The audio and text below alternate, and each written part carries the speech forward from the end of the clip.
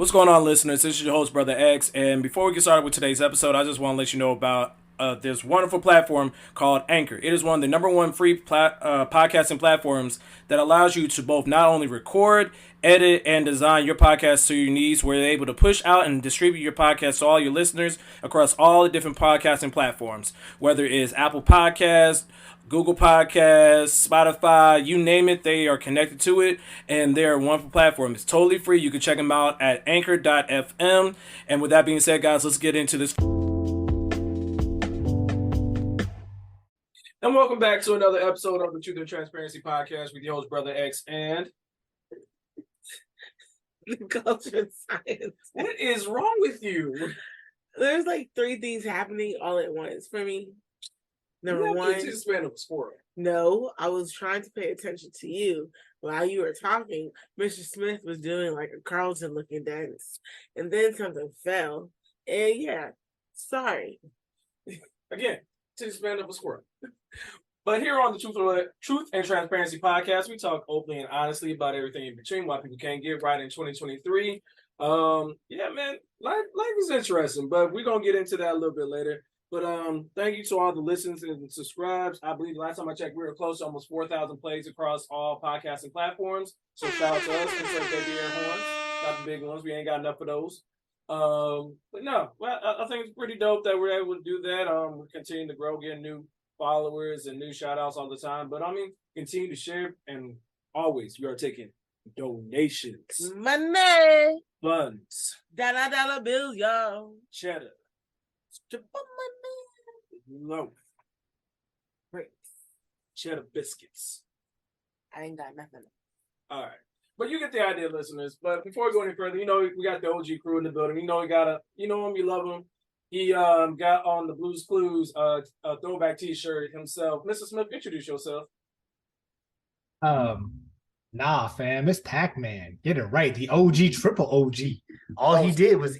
You like something that gobbles up everything with their mouth? Wow. Be specific. He gobbled balls. Just Isn't that what out there? Did? Ha!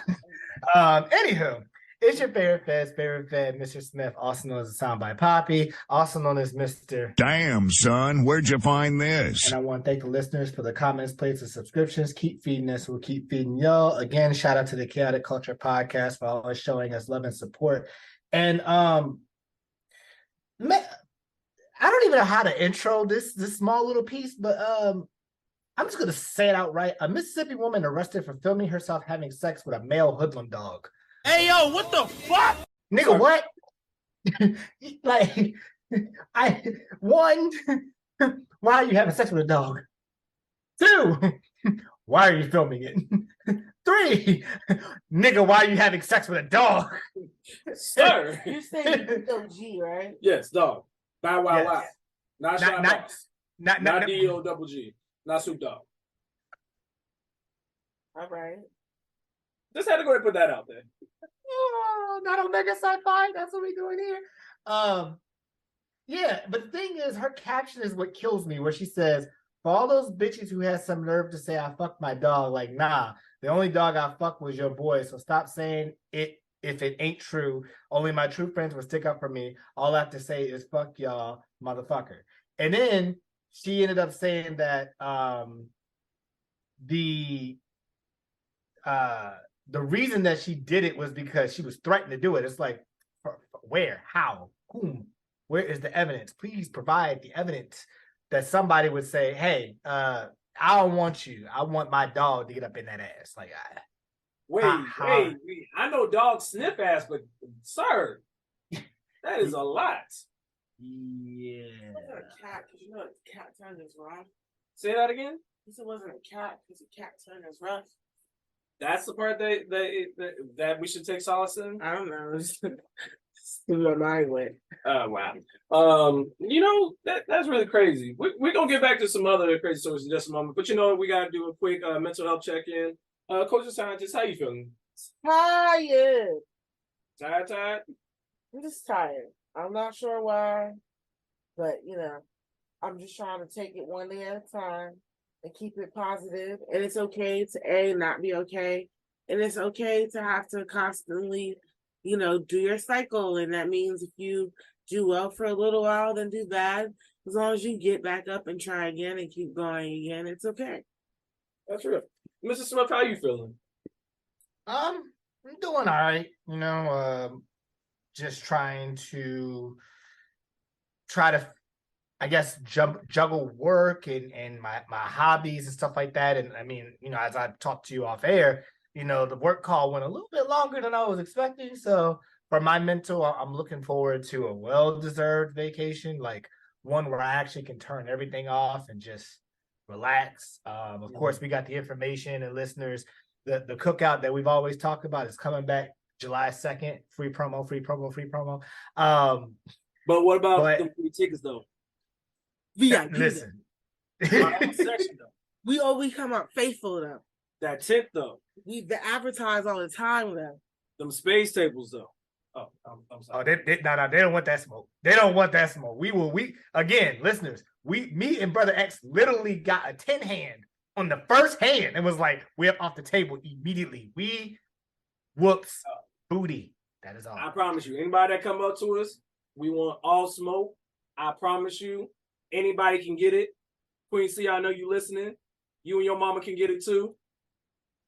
And your Really? We gonna bring it back to Outcast? Me and you, your mama and your cousin. Is it two? That's what we doing? Exactly. Because we want all the smoke. But yeah, overall, just taking it one day at a time, making sure my health is in order, looking after my family, just the small things. So just being grateful for each day on this earth. I appreciate that. I know for myself, man. It's been an interesting few days. I've been off from teaching, which has been a blessing. It's like a pseudo spring break for me. But I had a very interesting experience the last few days. Shout out to my soon-to-be nephew in about 6-7 months, give or take. But he came down with the rest of the family. We had a chance to kind of kick it with them, kind of spoil a nephew. I never really grew up with that experience because of family situation, but it was really dope. Although he about got his head knocked off a few times because elementary level kids don't know how to act sometimes. They got too much energy for no good reason. Why are you bouncing off the walls at 7:30 in the morning? Why are you trying to scare me every 2 seconds? Yeah, he almost got his head knocked off because he tried to scare me outside of my house. But we're not going to talk about that. It was fun time. We busted his behind in go-karts. Shout out to everybody who was on there. Yeah. You know who came first? Who came first, baby? You did. Was it even close? Yes, actually. I beat everybody. I want all this smoke. Mario Kart, he go-kart. Did start first. Whose fault is that? Y'all weren't paying attention in line. Sorry. I maintained a lead. I'm sorry that I took it from pole to pole. I am that Negro. I am the Black Luigi. Holla at me. We don't have to be Mario out here. I'll also, shout out to that movie. I will be seeing it this week.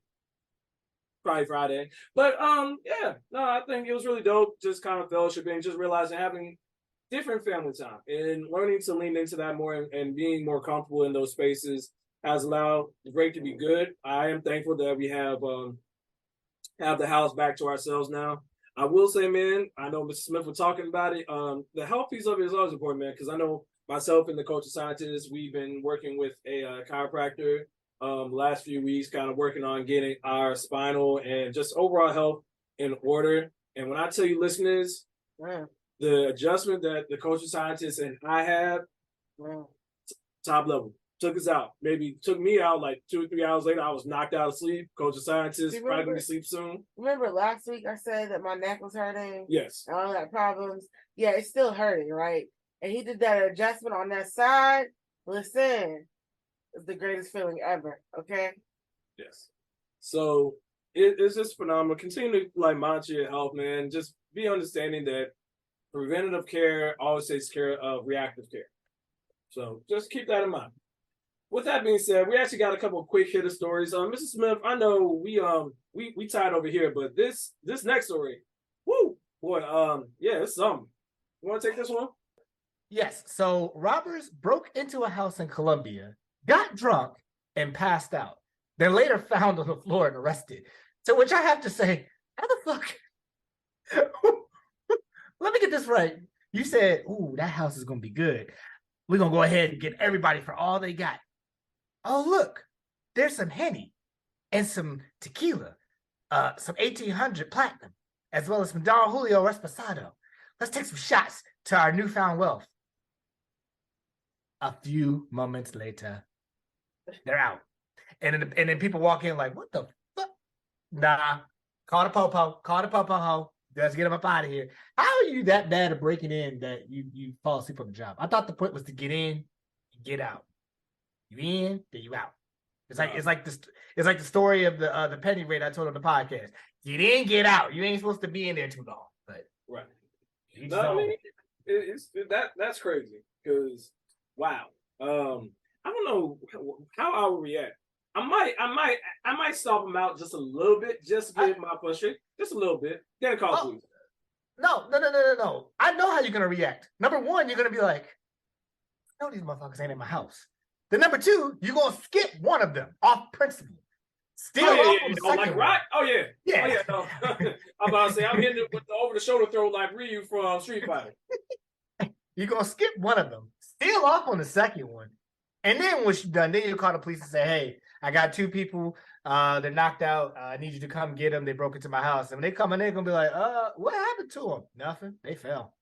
Yep, exactly. And the coach scientist is gonna be hyping the back. She's like, "Yeah, I told him. I won him. I told him I was a thug." Basically. Ain't touched one person the entire time. Basically. But I might get a kick in, but that's not it. But then she's gonna be like, "Yeah, I'm a thug nugget. I did that shit as well." Yeah. Wanna go night night, nigga? I see nothing wrong. But that reminds me of another story. Speaking of fighting, apparently a Florida middle school teacher is facing charges after allegedly organizing a fight club in the classroom. The rules were 30 seconds, no screaming, no yelling, no phones. Wow. Cue explanation of Fight Club, the movie. There is no Fight Club, and there are no rules. I don't know what you're talking about. What club? Huh? What? Who? Where? Huh? Exactly. So to give you a little bit of quick background information, this Florida middle school teacher is facing charges after detectives said that she organized fights in the classroom. Now, listeners, I'm not going to say that she's right, but there are times where legitimately some people just need to scrap to get out of the system so I can get back to teaching, because I'm like, dog, if y'all not going to throw hands, stop pushing each other, stop shoving each other. If you're not going to really be about that action, just go on. But court documents obtained from WCTV noted that the 23-year-old Angel Footman organized a fight club in her classroom at Griffin Middle School in Tallahassee. Yes, listeners, it is another Florida story. On March 22nd and on March 23rd. So it was a pay-per-view weekend, man. Look at that. Look at God. Where several sixth graders were allowed to scrap it out. The students told the detectives that they participated in the planned fights under Flint's condition of 30 seconds, no screaming, no yelling, no phones. They said that they were also invited back for additional fights. Yo, she is the Don King of middle school fights. Like, I'm mad that as soon as you said that, the first thing I think of is Dave Chappelle talking about this is a split difference occasion. Terrible. But funny. Terrible. A school resource deputy was alerted about the incident on March 24th. So after everybody, you know who probably happened? Someone lost some money on the fights and they told the SRO. Probably. And a probable cause affidavit reveals that videos of the fight shows Footman sitting on her desk, failing to intervene instead of telling students, no screaming, no nothing, and stop pulling hair. Well, that's fair. I mean, you want them hands. You win some, you lose some. But you live to fight another day. And you don't pull out any tracks while you're at it. Footman did not organize the fights, but admitted that she failed to call for help or take action to stop the fights, reporting the incidents to administration. The teacher now faces 4 counts of contributing to the delinquency of a minor. An arraignment is scheduled for May 4th. Coaching scientist. So I know you're not going to be the one of the people that was scrapping in middle school. No. But would you be one of the people placing bets? I'd probably be the one passing out the lollipops.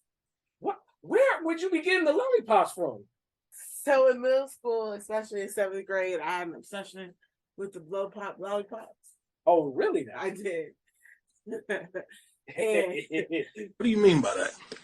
I used to buy them all the time and eat them, and then people wanted them, I would also share them. Now, granted, I'm not an idiot. I know that there was probably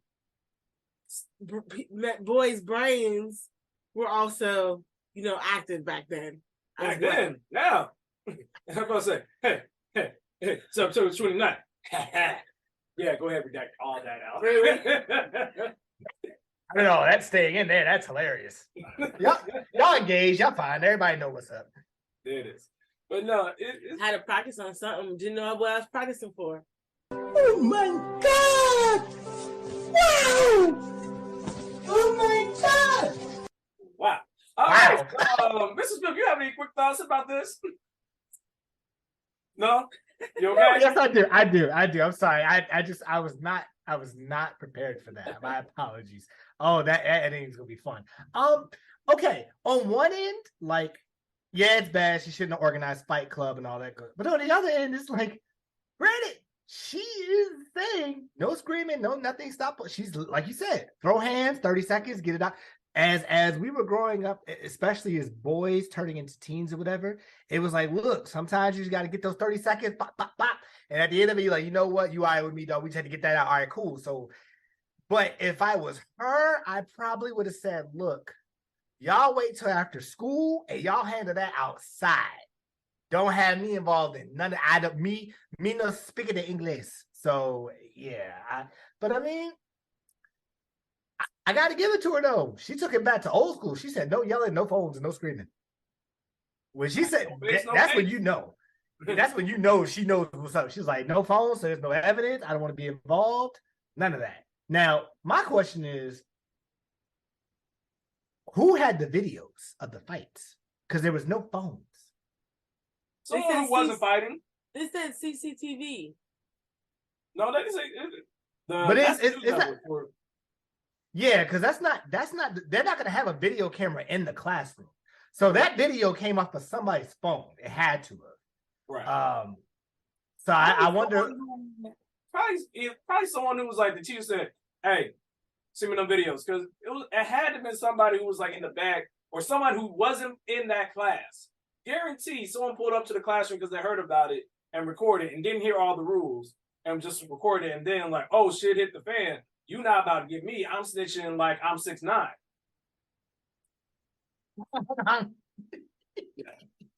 Mom. But yeah, that's just crazy. But now we're gonna go ahead and get into everybody's favorite sports center. Mr. Smith, take it away.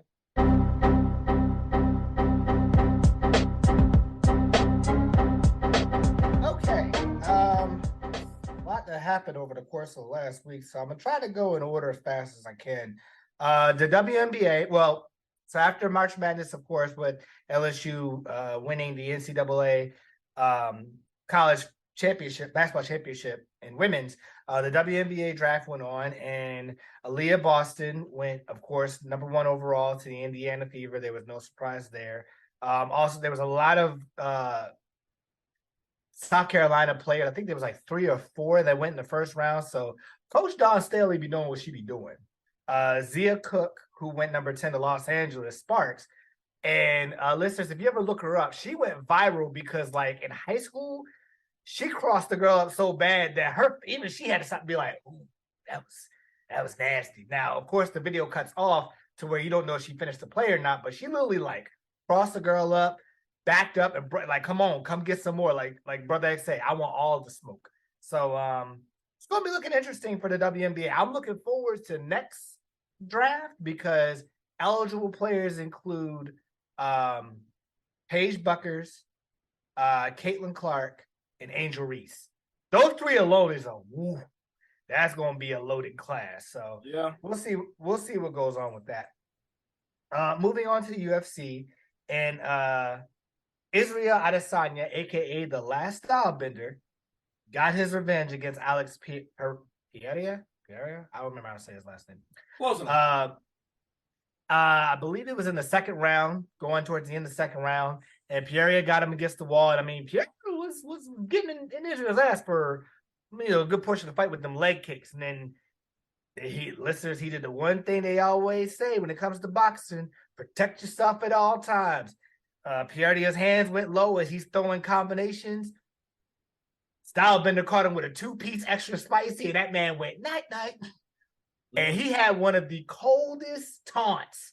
Like, that almost makes me, I want to do that on the football field. It was that cold. Like, that taunt at the end of it for him to get his belt back was cold. But then to make matters worse, this is the same guy that was the only person to knock out the last Stylebender when he was I think it was an amateur at the time. And if you look back at that video a long time ago, the Pierre's son, who maybe would have been like 4 or 5 or 6 or whatever at the time, got into the ring and acted like he was a Stylebender getting knocked out by just falling on the ground, right next to Israel Adesanya. Well, if you know the Stylebender, you know he is a petty mother sucker, and he holds on to grudges. This man knocked out Alex, went around the ring, looked for the son, pointed at him, and then felt like he was dropping a dead body. And I said, oh, but hey, man, you dish it, you got to be ready to take it. He held on to that for a minute, and then he even brought it up in the press conference afterwards. So, yeah, that fight, I'm looking forward to see how the Stylebender, who's his next person to fight. But overall, a great fight indeed. To the NFL, Ravens. I'm impressed. The Ravens ended up signing wide receiver Odell Beckham to a 1-year, $18 million contract with $15 million guaranteed. Really like 13, 15. It's a lot of weird contractual mumbo jumbo in that. But overall, Odell Beckham Jr., a.k.a. I'm him, one-handed, you ain't getting this, is coming to Baltimore. Now, the thing that kills me about it is that's a lot of money for a wide receiver. Granted, we haven't had a wide receiver one since, I want to say, Steve Smith Sr. Yes. And that was probably at least 6 years ago, maybe longer. Yeah, that was at least 6 or 7 years ago. So I'm looking forward to seeing what we're going to do with that. I know that they're not done yet. I mean, obviously we have the draft.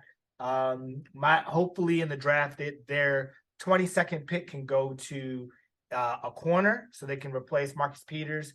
And then hopefully we can also still trade for D-Hop with maybe a second round pick or whatever and try to get the Cardinals to eat some of the salary cap. And you're telling me a wide receiver core of Rashad Bateman, Odell Beckham, DeAndre Hopkins, Mark Andrews with J.K. Dobbins and Gus Edwards in the backfield with Lamar Jackson, that is scary. That is championship or bust team, and I will be looking forward to that. Going into the draft, of course, the combine's over. Everyone's having their pro days and their interviews. Brother X brought something to my attention. Former Kentucky quarterback Will Levis says that he eats bananas with the peel on and puts mayonnaise in his coffee. Oh, that's nasty. Okay, the banana with the peel on, I've seen that before, so that's okay. Mayonnaise in your coffee? Nigga, you shouldn't even be drafted now. Or matter of fact, you now immediately go to Mr. Irrelevant. Like, you need to be the last pick of the draft because that is disgusting. I don't know. I noticed that you had you look befuddled or puzzled by this. You had a question or thought? What? Yes. And before you ask, yes, he is of the Caucasus Mountains. This mayonnaise part. Yes. I don't understand. I believe, correct me if I'm wrong, there was something that he did on a dare once and he just continued to do it. I'm like, sir, your taste buds need to be on the terrorist watch list. Like, but why? Like, yeah, no, it was cool. Like that. You were never. I'm never having a morning breakfast with him ever, because I might have an out of body experience. But Mr. Smith, continue. Yeah. So I mean, I'll be looking to see who goes number one overall in the draft, and really the main people I'm going to be looking at is who the Carolina Panthers and the Houston Texans select. I believe both of them are going to go quarterback, but there's been talk that even the Texans might not go quarterback, although that might be a smokescreen. So we'll kind of see what goes on with the draft. I'm also looking to see, and like I said, in regards to the D-Hop situation, I'm hoping it's kind of the same thing we did with Marquise Brown last year, where it's like a draft trade is agreed in principle prior to the draft. And then it's like, as soon as the thing comes up, it's like, oh yeah, D-Hop has been traded to Baltimore for a 2nd-round pick and this player. And it's like, oh, okay, now with this pick, they're up. But yeah, we'll see what goes on with the NFL. Now to the NBA. Woo. That was a doozy. So when we last talked, listeners, the Lakers were in the 7th seed and pretty much at the edge of the play-in, trying to get out of the play-in and get into an automatic bid for a playoff spot. When we talked, they had to play the Clippers, and the Clippers destroyed them. Like, that wasn't even. I ain't never seen. They weren't even.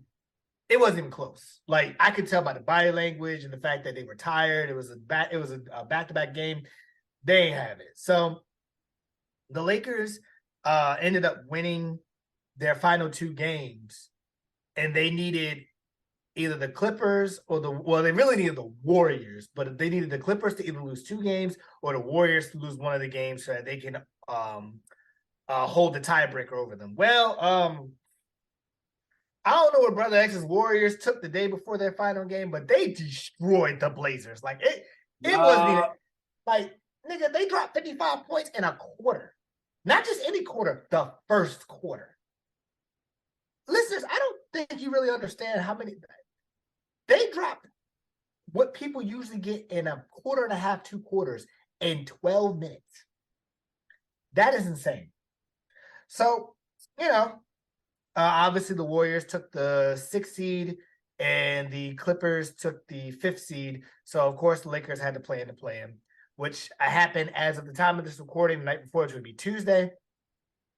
They played the Timberwolves. Now, for the Timberwolves, Rudy Gobert, their star center, since I guess Karl Anthony Towns is power forward, and guard Kyle Anderson got to an altercation mid-game in their finals regular season game. And Gobert kind of gave him the Chris Childs almost 2-piece. He caught one and looked like he was loading up for the second, but he couldn't. So, of course, Gobert gets suspended. I forgot there was somebody else that got suspended. And then Jaden McDaniels, who's one of their premier defenders, at halftime of their regular season game, punches a wall out of frustration and fractures his hand. So he's pretty much done for the postseason if the Timberwolves, win and get into the playoffs. So no Rudy Gobert, no Jaden McDaniels, there's no third person, and Kyle Anderson is the only one that's left in the game, along with Karl Anthony Towns and Mike Conley. And then Anthony Edwards, obviously. And you would think, all right, Lakers, you got some rest. You don't got to worry about a defensive stop in the middle. You ain't got no big man. Should be an easy game, right? Wrong. Yeah, the Timberwolves got in the Lakers' ass the first 3 quarters. I mean, like, they couldn't miss a shot in 3. The Lakers violent, too many freaking turnovers. Like, I was texting Brother X on the side, like, well, usually when they win, I don't watch the game, so I guess I need to turn this off and just play 2K because it's not working. I guess it must have started working because in the 4th quarter, what's his name decided to the Lakers decided to actually wake the hell up and realize, oh, they don't have Rudy Gobert. We should go into the paint. Anthony Davis, go into the paint. What do? They go into the paint. Now, I'm not going to say that the Lakers actually turned it on. I'm going to say more so that the Timberwolves choked because they didn't drive to the lane. Granted, Karl Anthony Towns, I think, had 5 fouls with 10 minutes left in the game. There was a lot of people in foul trouble, so they were trying to watch that. But it was a lot of jump shooting. And the last couple minutes of the game, nobody could score. So, final play, LeBron gets the ball, drives to the hoop, brings all the defenders in, kicks out to Dennis Schroeder, who hits a corner 3 with 1.4 seconds left. Should be game, right? Wrong. The Timberwolves decide to run a set, and Mike Conley goes to the corner and gets the ball almost wide open. And Anthony Davis has to run late and try to contest. Mike Conley hits the backboard, doesn't hit the hoop, but Anthony Davis fouls him. So he gets three free throws. Hits all three. We're going to overtime. What the hell? What the hell? Why are you giving us this much stress? Of course, in overtime, the Lakers end up taking care of business. So they are officially in the playoffs as the 7th seed and will face the Memphis Grizzlies. Timberwolves, I'm not going to lie, they choked that game. I wish I could say, oh, the Lakers really took care of business. They did, but the Timberwolves choked that game. And more so, Kyle Anderson, the one who had that whole altercation, he had 5 turnovers with 3 coming in the last couple of minutes of the game. Yeah, they were crucial. So going into it, the playoffs we're still waiting for the 8th seed to be decided. Those games will be taking place, I want to say, by the time this episode comes out. So we won't know who goes up against the 1 seed, but we do know the rest of them. So in the Western Conference, we have the Lakers, the Grizzlies, who are the 2nd seed, going up against the Lakers. We have the Sacramento Kings going up against Brother X's Golden State Warriors. The Phoenix Suns going up against the Clippers. And then on the Eastern Conference, we have the Cavaliers against the Knicks, the 76ers versus the Nets, and Boston Celtics versus Atlanta. That was the other thing. Atlanta went up against Miami and embarrassed them in their own court. So that was pretty bad. Honestly, I could give my prediction. I'll just say this. I got the Clippers beating the Suns. I got the Lakers beating Memphis. I have the Warriors beating the Kings, which sucks because that means that Brother X's Warriors goes up against my Lakers in the 2nd round. And I'm not looking forward to that at all. Yes. Eastern Conference, I'll say the Cavaliers beat the Knicks, the 76ers beat the Nets, Boston Celtics beats the Hawks. And then the 1 seed, Denver against either the Timberwolves or the Pelicans or the OKC. I'll say Denver for now, but they're suspects sometimes. And then Milwaukee against either the Heat, Bulls, or Toronto. Milwaukee's destroying all of them, so it doesn't really matter. So that's it for all of Sports Center. If you have any other questions, comments, or concerns regarding NFL news, or you want to learn more about it, hit up my boy Red Wolf on his YouTube or his Instagram. His links will be in the description below. What the other music?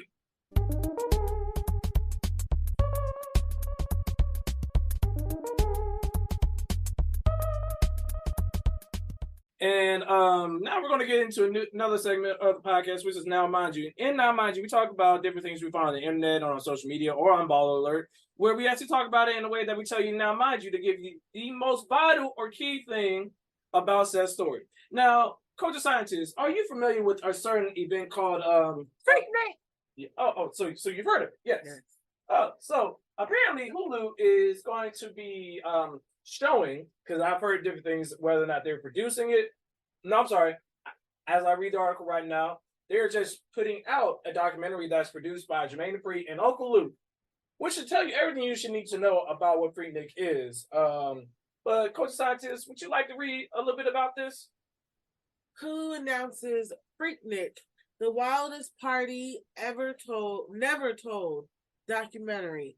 The film's executives, producers include Jermaine Dupri and Uncle Luke. The picture that is featured it looks like Jesse Jackson. Every time I see it, that's what I think of. I know it's not him now. This is William. Wait, redacted. Like, we gotta protect the innocent. My bad. It's not what I mean. Okay. Go ahead and read that next part for me. Hulu has plans to bring the story of Freaknik to the silver screen, exclusively reported by Variety. The streamer announced Freaknik, the wildest party never told, an original documentary. Sorry. There you go. Chronicling how the infamous affair came to prominence. Sorry, and its demise. According to the project synopsis, it recounts the rise and fall of a small Atlantic HBCU picnic. Sound about right? That exploded. I was going to say exploited. We'll get into that. Into an influential street party and spotlighted ATL as a major cultural stage, raising the question, can the magic of Freaknik be brought back 40 years later? Nah, it's something special about the 90s. So there's a lot that goes into this. Now, first and foremost, listeners, go ahead and ask your mama, your daddy, your grandparents, maybe some of your aunts and uncles, is there something they want to tell you before you see this documentary? Because last thing you need to see is your uncle or your daddy dry humping your mama at Freaknik. Which, listeners, I'm going to give you a little bit of exclusive information. I don't really tell this story a whole lot, but my father, God rest his soul, one time we were just talking about different events, and he told me offhand that, yeah, he went to Freaknik once. I'm sorry, Pastor P. The golly man that is my father. You went where? Yeah, I didn't go into more into that conversation. So, listeners, if you do not hear about this part of the podcast because it got cut out, yeah, I found out my father was in the documentary. Yikes! But I think for the less serious though, it seems like it's just a fellowship. Black people couldn't loose and have a good time in the 90s. Have a good time, yeah. I mean, what could ever go wrong in such a situation? Listen, when I was little, yes, I wanted to grow up and go to Freaknik. I did. I wanted, like, if I didn't know much of anything, one of the things I associated with being Black, yes, was Freaknik. I thought mine was Black Biker Week down in Myrtle Beach. That didn't come to me until I got to college. That's fair. Mr. Smith, thoughts? Yeah, so for me, the first thing I think of is everybody is like aunties and uncles is like nervous because they're like, yo, I thought that we could get away with it. Because listeners, if you don't know, especially those that are, younger than millennium, back in 94, folks didn't have cell phones. They didn't have, the type of technology we have now. Folks had camcorders. If you don't know what a camcorder is, ask your older relatives. They will know what it is. But that's about the most you would have of video evidence. Outside of that, back then, there was no internet. Well, there was, and technically there was internet, but it wasn't as mainstream as it is now. But it was just being in the moment. Now, those moments were a little spicy, to say the least. Spicy is an understatement. Oh no, we talking about there was a lot of groping and there's a lot of non-consensual stuff that happens. So there's a reason why Freaknik isn't a thing anymore, or what it was originally. Now, mind you, yes, don't ask me how I know, but there are some people who are trying to bring Freaknik back in a different version, a more concise version. Yeah, they did have one last year. Now I remember. Yeah, I didn't go to it, of course, because I'm saved and sanctified. Isn't that right, Mrs. Smith? That's not why. That's right. That. Thank you, Mrs. Smith. At least somebody has my back. But I mean, overall, the question where it says, "Can the magic of Freaknik be brought back 40 years later?" I'm gonna answer that question off rip. No, it can't, and there's a reason why. Back then, especially me, Brother X, Culture Scientist, Queen C, Teacher Bay, folks that went to college during our era, we didn't care about no cell phone. We didn't care about no picture. We were there to enjoy the moment, dance, party, whatever. People get sweated out and other different things that we would not talk about. But did the blue jeans stains on the white walls of the house? Nigga, what? So, it goes without saying, like, people were in the moment. If you look at how things are nowadays, everybody, which actually goes into what our conversation for our main topic is going to be a little bit later, everybody goes into,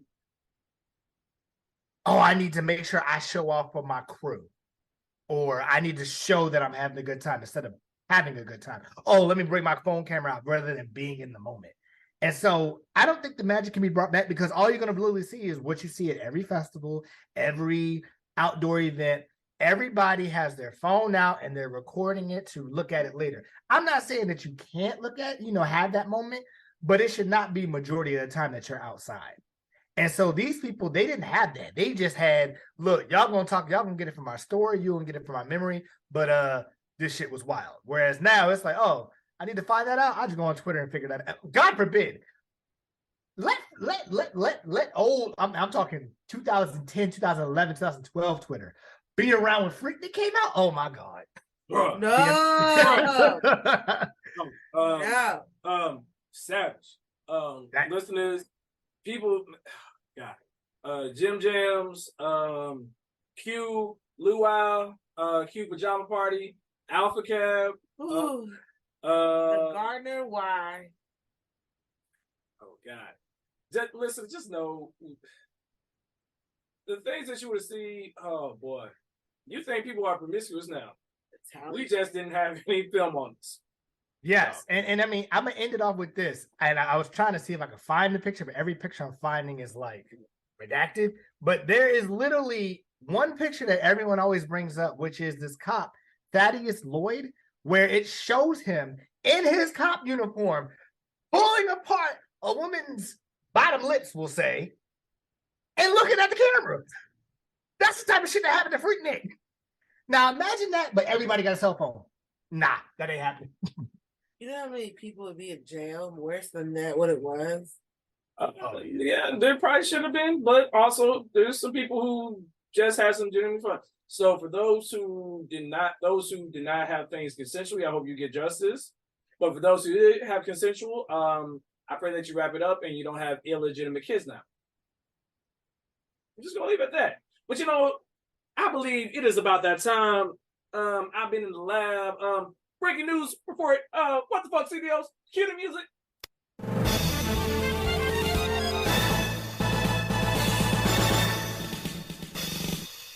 So, shout out to Queen C for this story. The report is police share that a naked man steals a school bus with a dead deer in the back, leads the officers on a chase. So let's delve more into this story. So in this story, the person in question is a man in Pennsylvania, so shout out to PA, was arrested and charged after police said he led officers on a chase in a stolen school bus. Officers with the Carroll Township Police Department spotted the school bus, which was reported stolen Tuesday morning, driving through the parking lot of a Giant Food and Rite Aid. Now, you know I was in a black neighborhood. And yes, listeners, he is very mulatto, but he is still black. Authorities said the lights on the bus were immediately turned on and off. So what was you doing? According to the police, the officers caught up to the school bus and tried to pull it over, but the driver immediately pulled away. It continues to say that the driver, identified as 25-year-old Tony Saunders, nearly flipped the bus over and eventually drove into a neighborhood where he got out of the vehicle and started running through a wooded area. Police said Saunders stripped his clothes off as he was running and was arrayed. I'm sorry, listeners. His running juked me out of that sentence. The police said Saunders stripped his clothes off as he was running and was arrested naked. I don't understand why he would do that. But according to the police, Saunders admitted to taking the bus earlier in the day after crashing a BMW. Dog, where'd you get the BMW from? I'm still wondering where he got the deer, but he said that he had put a dead deer in the back of his bus and explained that he planned to take it home to use it as fertilizer for his garden. Saunders was charged with fleeing a police officer, stolen the property, reckless driving, and resisting arrest. So, dog, I guess you could say he was a deer in headlights. No, wow. You better. Wow. You better give me that one. That was solid. Yeah, I'm gonna give you that one. I'm gonna give you that one. That one caught me off guard, but bruh, get out of here. Well, my question is, like, there's so many times I'm like, dog, how did you get to the BMW? A lot of questions. Like, I'm guessing he crashed the BMW into the deer. It was like, oh yeah, I can use this at the crib. Left the car completely. Then found an old bus that's not being used. Yo, what? Like, was it the magic school bus or something? Coach of scientist, what you gonna do if you see someone running like that through our neighborhood? Watch. You just gonna watch? They call. Get my phone out. You gonna be like Freaknik? No. Oh, okay. So I'm gonna get my phone out and call some people and be like, hey, yo, this is happening right now. That's the popo. Not unless they running up in somebody's yard. But Mrs. Smith, what you doing if you seen that happening in Maryland? Bam. If I see someone crash a BMW, take a dead deer in a school bus and elude police on a chase, I'm taking my happy ass back in the house and being like, nope, I'm gonna watch it on the news, because I don't know what that man was smoking, but it must be some good shit for him to think, I'm gonna steal this bus with a dead deer. I'm then gonna drive the bus into a neighborhood, get out of the bus, leave the deer, and run through the neighborhood, run through the wooded area, and then at the same time, I'm gonna strip my clothes off while I'm running.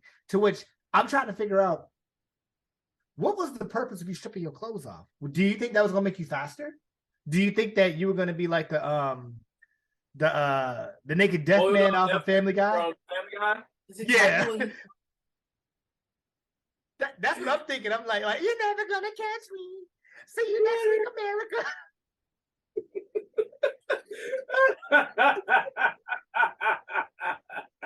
So but then your whole point of taking this dead deer was to be like, you know what? This deer might be a carcass, but he's gonna make for some great fertilizer in my garden. Let me go ahead and get it. And I can get this for $3.99. Sir, how are you gonna turn the deer into fertilizer? Were you just gonna let it rot in your garden? Were you gonna grind it? Like, again, as Brother X said, there are so many questions that need answers, because I am just confused, befuddled, I just, but then his mugshot as he's smiling, I'm like, yeah, you high as hell. They ain't no way about it. You high as hell. You see. No, he owns crack. That's what you think? I mean, he could be on what this dude from this next story is actually on. Listeners, I don't know about y'all. I'm a little hungry. I might go get some food after this. But listeners, I don't know if I'm ever this upset that I'm going to do what this next story did. So, do you want to go into the clip, or do you want to give me a little background? I forget what we said. We're gonna just go into the clip. All right, go ahead, play the clip, Mr. Smith. Is out with a Maryland man ramming his tow truck into a restaurant's front door. Yeah, the crazy, disturbing scene happening after a man is accused of attacking restaurant workers in Temple Hill. Tisha Lewis takes us there. Well, alarming video, all of this unfolding at New York Chicken and Grill here at this busy intersection along Colebrook Drive, and it happened on Tuesday, but you can see behind me the tire tracks still there. Also, the damage is still here at this restaurant. We're told the suspect apparently upset over an order he made. That reportedly led to this, all caught on video. The suspect trying to jump over the counter, throwing items at employees. You can see one of those employees come out from behind the counter, follow him outside. A door comes off the hinges, and the two end up tumbling to the ground. Eventually, the suspect gets up and heads to the parking lot. Then, after walking away, the suspect is accused of ramming his tow truck into the business before taking off. Prince George's County Police say this is an active investigation. Something needs to be done about this anger with the youngsters. It's not just here, it's everywhere. It's on the road. When you drive, don't you see it? We spoke with the restaurant manager off camera. He says the employee involved in the attack is off the next few days recovering. He apparently suffered an eye injury. We're told this restaurant has been in business and been here for 12 years. The manager telling me off camera that nothing like this has ever happened. This is a first. So, listeners, if you didn't really get the whole gist of it, basically, dude rolled up there, wanted some fried chicken wings and some fried rice. And they was like, yeah, we ain't got no Mumbo sauce #5 for you. So, yeah, we can't fulfill your order. What the fuck you mean I can't get the fried chicken wings with the fried rice with the Mumbo sauce? Because, yes, listeners, this is located in Mr. Smith's neck of the woods. Would you like to speak for your people, Mr. Smith? I would, actually. And so I'm laughing because literally as soon as I saw what kind of place it was and who was running it, I immediately was like, I already know that nigga wanted some chicken wings with some Mumbo sauce and he couldn't get it. You can tell off rip that's what he wanted. Now, the thing that kills me is, in the article, I believe it was the fact that he had an order for like chicken tenders or something like that, and then changed his order at the last minute right before they closed. And they were like, dog, we ain't got no more wings. And he's like, what you mean y'all ain't got no more wings? Y'all wing spot. Y'all should have your wings. And he's like, no, we about to close. We ain't got no more wings. And this man just goes ballistic, trying to rip off the little Apple Pay little monitor thing, whatever, as well as like trying to jump over the counter and trash stuff. I want to be as unbothered as the dude that's sitting with the wings like, this ain't got nothing to do with me. I'm just gonna sit here and mind my business that pays me. And I guess it must have been the owner who like ran out there and tried to fight the guy. Dude took a door off the hinges, which is Temple Hills. Honestly, I could see it. I'm not even shocked anymore. It's like in that neck of the woods. All right, yep. That's as someone that's from Maryland, specifically Baltimore, and listeners, if you know, you know. In every state, you have that person that's like, these are the places that you should go. And these are the places you should stay away from during these parts of the night. This is one of those times. Now, the thing that kills me is when he left, he ran his tow truck into the doors. If you're a tow truck, don't you have your company's insignia and brand on your tow truck? So wouldn't it be easy to be like, oh, it's this tow truck with this license plate, and then all you got to do is go, well, who was having that license plate at that time of that day, and they're gonna have it in their records, so he's gonna get caught. This is why I always say, listeners, think again, think a third time before you do a permanent decision based on a temporary reaction. Now, have I been upset because there's been some food that's been missing or whatever, or it's not around anymore? Yes. Would I try to two-piece an owner or run a car through a door?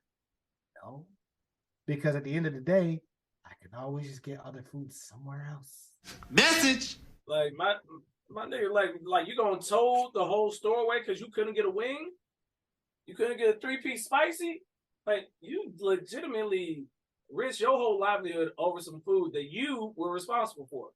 Like you didn't want your chicken tendies and fries, and you wanted wings. Dog, I'm sorry for you, but things do not work that way, man. Like, you legitimately just have to understand that, hey, sometimes don't work that way. And if you really don't want your food, cancel your order and call it a day. But no, everybody got to be right. Everybody got to have things their way. Everybody think it's Burger King, which is not. So I'm going to need you and all your crew to chill the fuck out. Yes, Coach Scientist. Two things. Number one, why they kept saying allegedly? You knew, you have him on video that he did it. Not allegedly. He did it. That's fair. That's fair. Number two. Sir, this old man, these young people these days, you know, there's young people. You're not wrong, sir, but y'all also had anger issues back then, too. You're not wrong. We did. But I'm not driving a whole ass truck into a building, though. I'm not saying that we should do that. I'm just saying. Like, Coach of Sciences, what if we rolled up to PF Chang's and they have your beef and broccoli? I mean, your Beijing beef or whatever. What is it that you order again? Mongolian beef. Whatever beef you're going to have, it's going to end up like that TV show on Netflix, which you should check out. That's our little pseudo Brother X is streaming. Yeah, that's just a really crazy situation, man. So we're going to finish out one more part of What the Fuck Studios. We're going to go ahead and talk about this really for those who it may be for trigger warning. But yeah, the Dalai Lama is in some hot water for some really asinine choices that he made and try to come up with a BS excuse for. Let's take a listen to ABC 7 Chicago. The Dalai Lama is apologizing for what he calls a playful moment, and we want to warn you that the details of what you're about to hear here might be considered graphic. The exchange involved a Tibetan spiritual leader kissing a young boy on the lips, and at one point he reportedly asked the child to suck on his tongue, which he stuck out.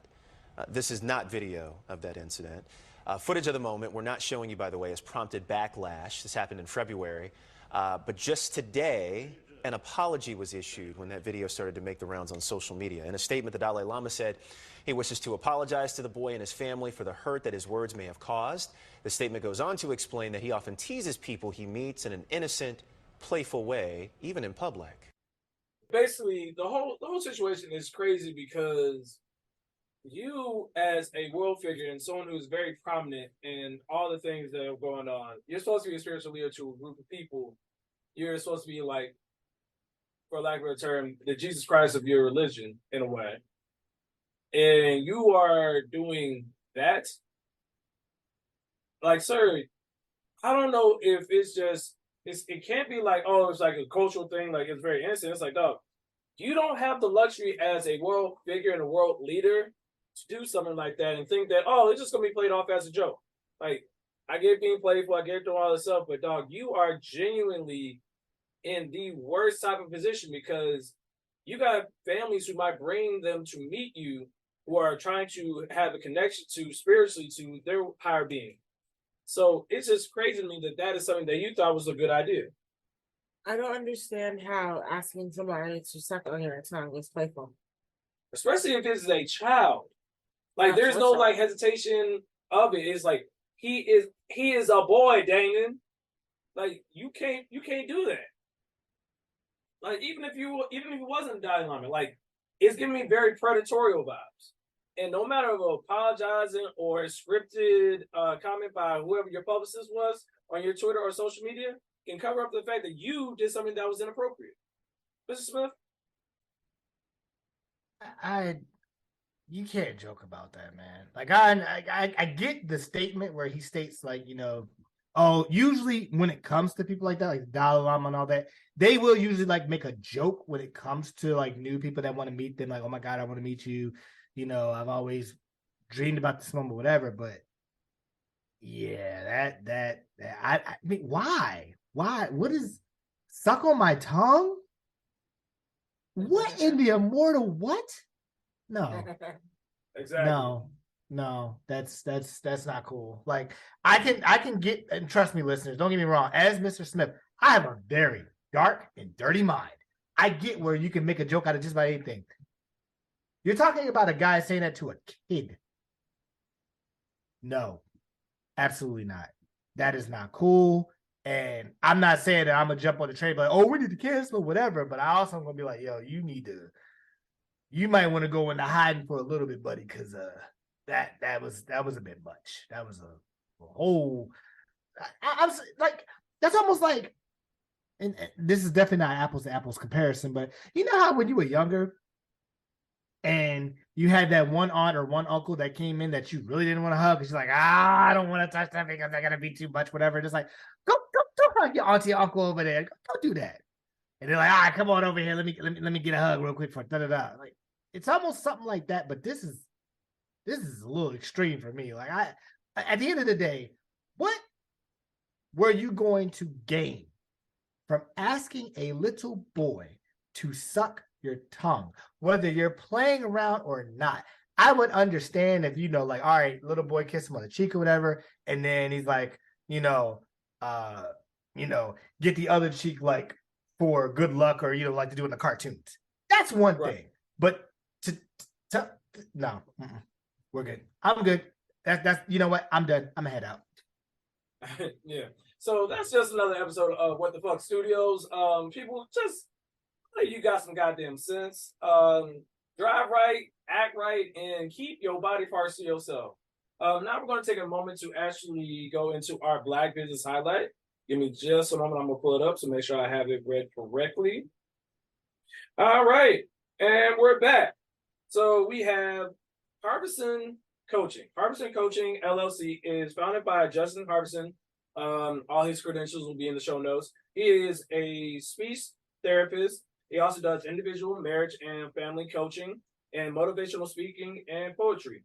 I actually had the pleasure of meeting this brother back when I was a junior at the illustrious Tampa University. He was one of the graduate students there who was studying to be a speech therapist.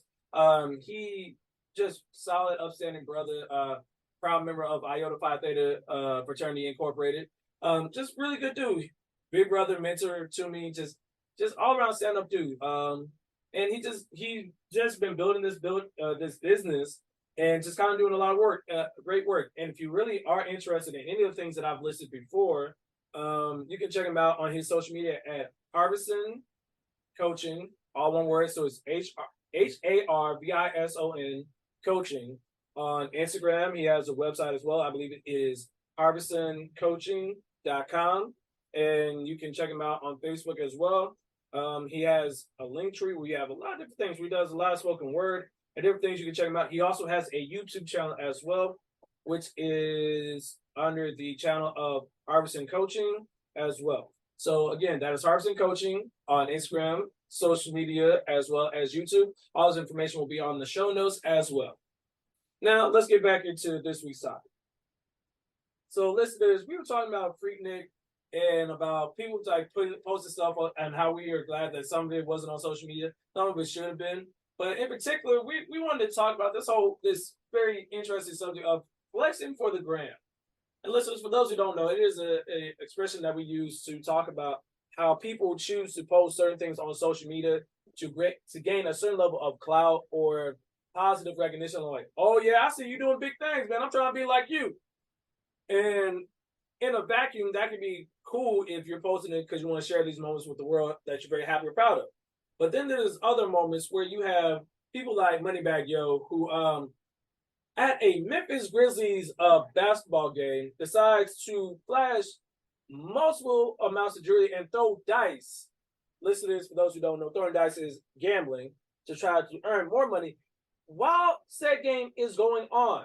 Like, sir, this is a Wendy's on the court throwing dice and holding up the money phone. Like, dog, you see the security and other people are literally talking to them like, hey, you can't do that here.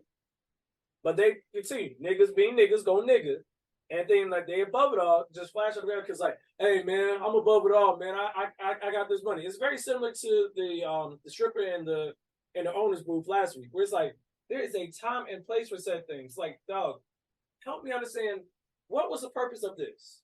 Are you giving me that money? Like, are you giving it to the community? Are you giving back? Or like, are you reinvesting it? Like, dog, what's the point of flashing all this money? Unless you were actually going to do something with it.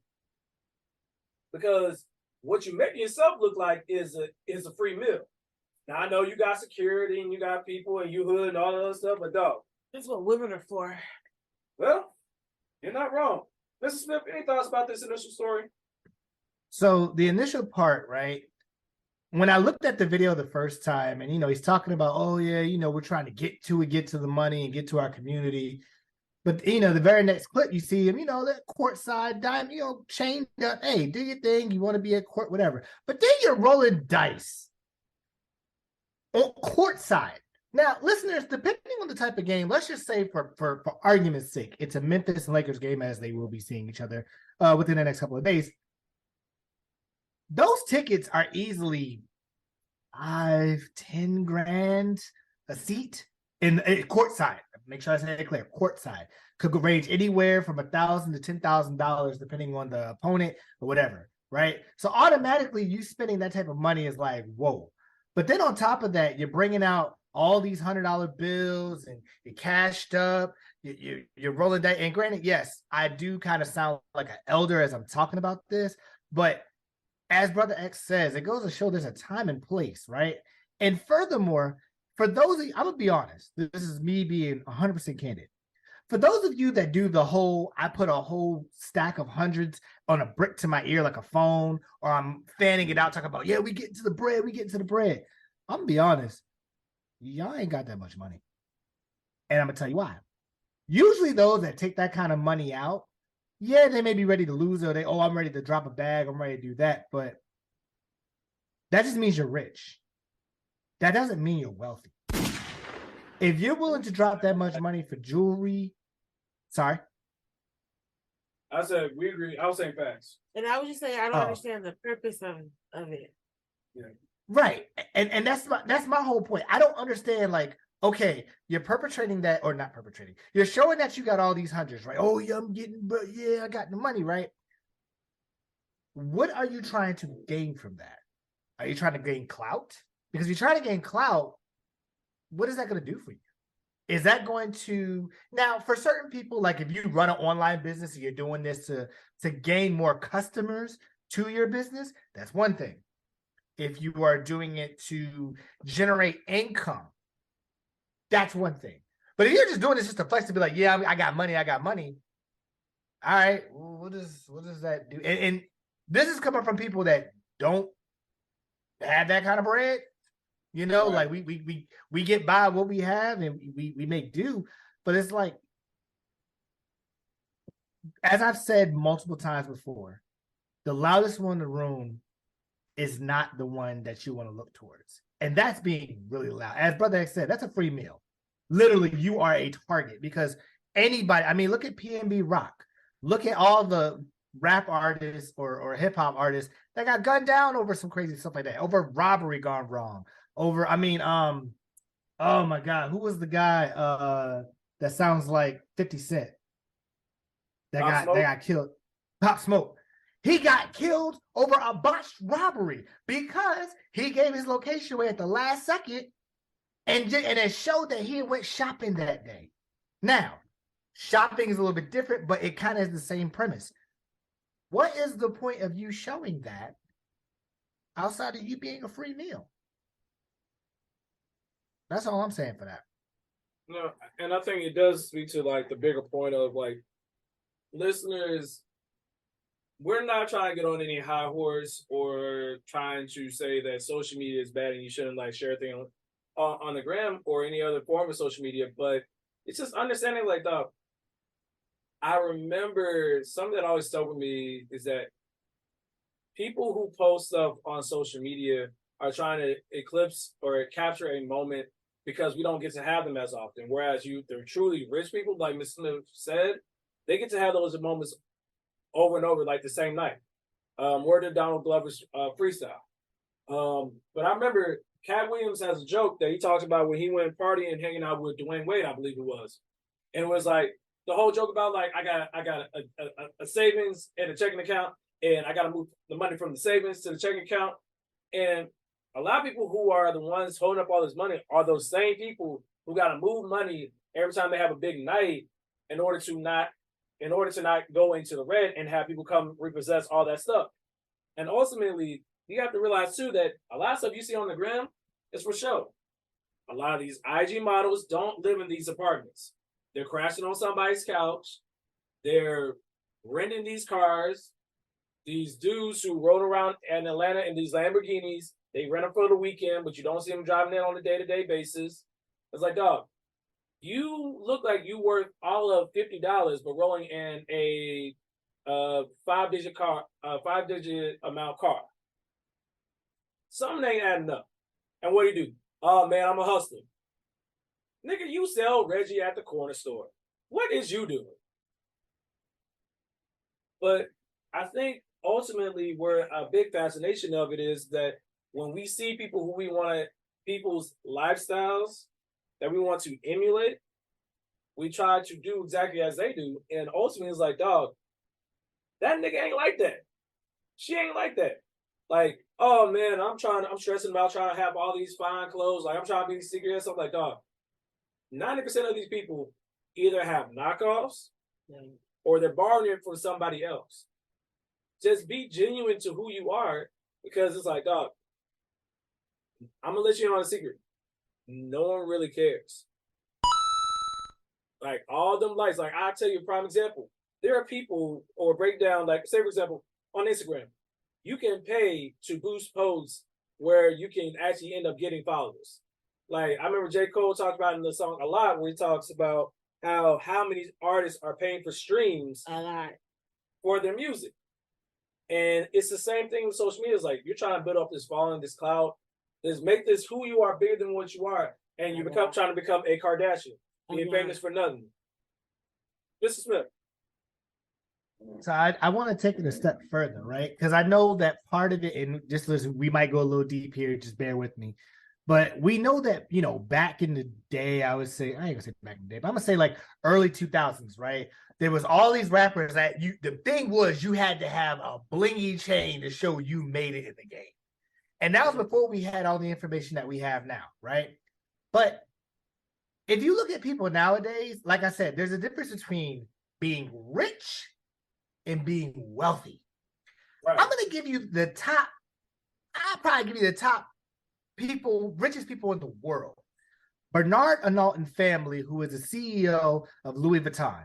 Elon Musk, I'm not even going to go there with him, but he's rich. Jeff Bezos, who owns Amazon. Bill Gates, who owns Microsoft. Warren Buffett, Larry Ellison, Larry Page, Sigrid Brin, Steve Ballmer, Carlos Slim. All of these are billionaires with a B, right? That is wealth. That is generational. My children's children don't got to worry about nothing. That's wealth. Would you see them at these types of games, shooting dice, having, $500,000 chains on, or, being Balenciaga up? And again, like I said, if that is what you want, like a Balenciaga, whatever, hey, rep your brand. You earned it. But it's not, again, as Brother X said, these people I just named, they're wealthy. You will see Bill Gates come out in some khakis and a freaking long sleeve shirt, and that man is worth $115 billion. You will see Elon Musk in a t-shirt and jeans. Hell, you'll see Mark Zuckerberg like that. These people have they got money. And they don't put on for all of that. But then you see our rappers who might have $1 million here, a couple million there, whatever, got all this jewelry on, and like Brother X said, it's rented or it's passed down or something along those lines. Instagram is a book of what people want you to see in their life. They will not put everything that happens in life. They will only put usually the good stuff. I mean, obviously, there's other life events that could happen, marriage, funerals, things that could pop up. But usually on a story, it is usually the person's, what they want you to see about their life. But you, as Brother X said, those IG models that you always see, oh man, she's always in this plane or on this island or whatever. Number one, she ain't paid for it. She got flued out. And she got to do something strange for a piece of change.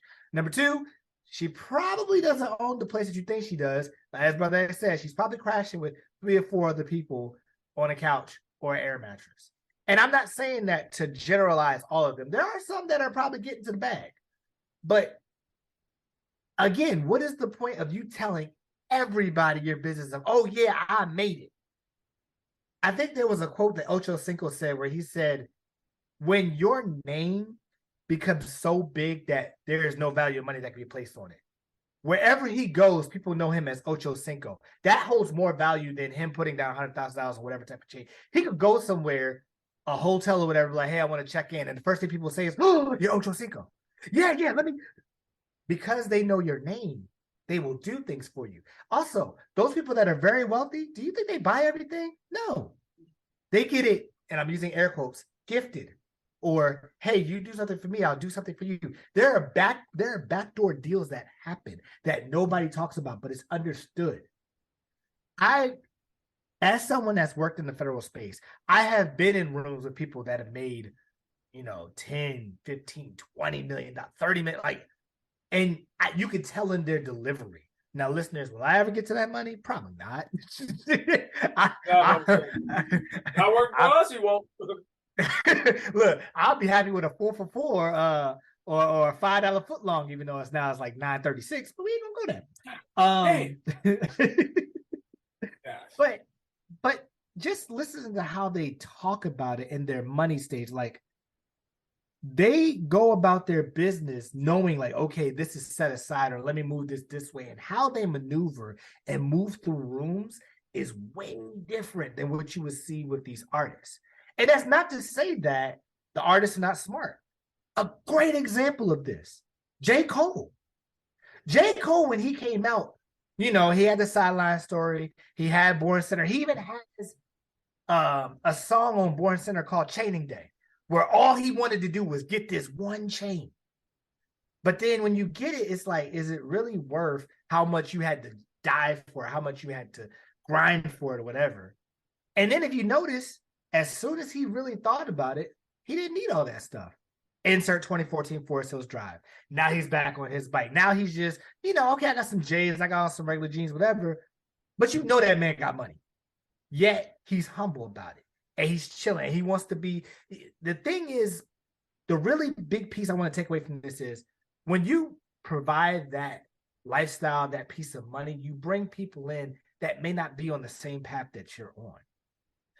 If you were to bring that money up in, let's say, a strip club or whatever, and listeners, I'm gonna give you a little bit of game on this. I'm about to say, talk your shit, Mr. Smith. Talk your shit. Let's say you walk into a strip club, right? And you pull that bullshit out where you're like flashing a whole bunch of hundreds of fan or ones, whatever. 9 times out of 10, about 4, 5, 6 strippers gonna run to your section like, hey, you want to dance? Hey, you want to do this? Whatever, right?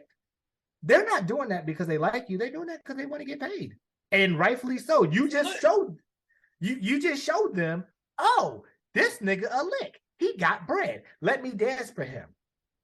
But you're also doing that for 4 or 5 other people. You burn your money out like that. And I didn't think we were gonna bring this up, but I'm actually gonna bring up. You know what story I'm about to bring up now? Oh, gosh, the Connor one. Yes.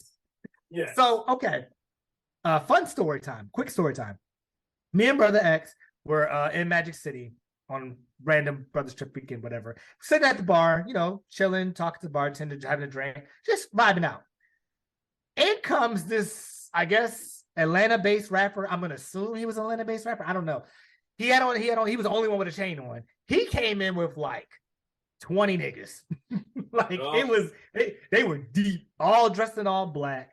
And if you've ever been to Magic City, the stage is set up in like a big H. So the inside of the H is like a seating area to where you can, it's I think it's the most expensive VIP section, obviously, because you're right next to the stage.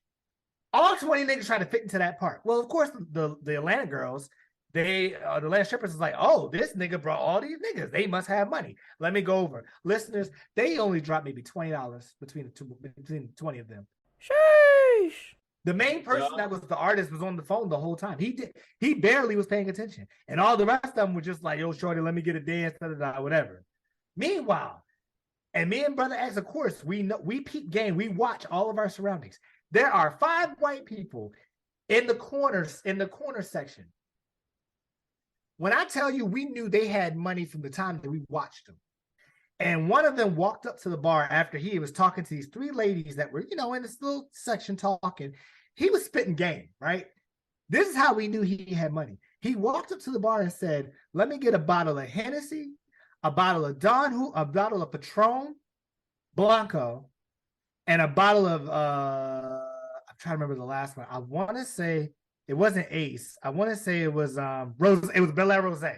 Let me get a bottle of Bel Air Rosé, a bottle of Don Julio, and a bottle of Henny. And then he took the bottles to the girls and said, here's a bottle for you, here's a bottle for you, here's a bottle for you. Listeners, each bottle of those minimum is $300. This man just almost dropped $1,000 on 3 people that's not even dancing there. And that's just him. He had 4 other people there, and they were throwing money too. That's wealth. And you want to know what was crazy about it? They didn't go in there blasting their money or whatever, but we could tell, oh, y'all got that trust fund money. Okay, bet. We see you. Enjoy your show. But they were smart about it. And that's the thing that we want to say here. Sometimes you don't have to put it out on social media. Sometimes grind to have your money, and the people that need to know will know. But not everybody needs to know your business. Yeah, no, that's real. And I think that is a great way to put it. It's just, not everybody don't need to know everything about you. Like, listeners, if you go to my Instagram, like, there is very few moments that I post. And it's very rare. Like, it's one of those things that you want to be able to live in those moments. And ultimately, you want to take stock of what exactly is it that you're putting on your social media and what is it really for? Like, if it ain't my family that I'm still very protective of, or something that I'm very proud of, or something having to do with J. Cole, most likely, I don't really share that much. And that's okay because, again, who is it really for? Because if you're trying to put on this persona for other people, like I said at the beginning of this conversation, 9 times out of 10, people really don't care. Because if you're an IG model, I promise you, I can go to the For You page and scroll and find another 10. Or if you're you're an aspiring rapper, you got all this money trying to put on for the gram, I promise you, I can find another 5. Dog, I could go to my local McDonald's and throw a rock and hit 5 aspiring rappers. And I promise you, their Instagram's going to look like they got all the money in the world. Dog, go ahead and make me my McDouble and my McChicken sandwich and go ahead and give me a large fry. Keep it moving. Not the McDouble. it's just like it's not worth it ultimately, especially if you're paying for it. Like this whole concept of like, yeah, I got paid for this blue check. It's like, dog, you're paying for clout to be seen as someone verified. You're trying to get like some justification for who you are.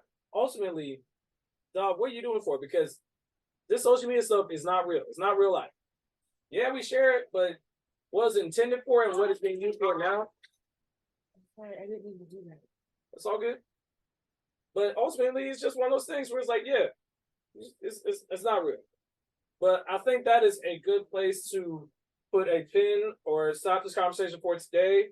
Coach Scientist, do you have any final thoughts? No, all I was going to say was when I post on Instagram, it's mainly for me now. I remember when I used to post it for everybody else, and those days are long gone. But I feel like it comes with age also. Age and wisdom, and depending on where you are in your life. I think that's good. I agree with that.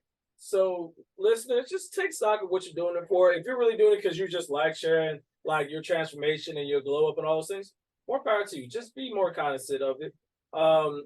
If you want to share your thoughts or your opinions, or if you agree with us or you disagree with us, you can always hit us up on our social media at the TNT Pod 123 on Twitter, Truth and Transparency Pod on Instagram, Truth and Transparency Pod on TikTok, the Truth and Transparency Podcast on Facebook, the Truth and Transparency Podcast on YouTube. And you can always hit up our email with your thoughts, opinions, or any other ideas that you have for us at Truth and Transparency Pod 123@gmail.com. So for the cultural scientist, Mr. Smith, and all of our loving supporters, if this podcast is no bigger than what it is right now, they are forever grateful. We are forever grateful. And the immortal words of my father, eat the elephant one bite at a time. Peace. Yes. Yeah. I want to make enough money I can fly private? Yeah. Shh. I ain't flying private. Spirit. Put me on Spirit. Exit row. Window seat. That's all I need. Long as I get from point A to point B. I don't need private. Athletes more so. If you can get to a point in your career where your name becomes bigger than anything you can purchase, there's your value. Wow. My name itself, Ocho Cinco at one point, even still to this day, is bigger than, why am I driving a Ferrari? Why am I driving a Rolls Royce and I'm Ocho? Oh, we talk about jewelry and watches and chains. Never bought real anything when I was playing. Never. What was the point? I went to Claire's. So all you do? Yes. For what? What?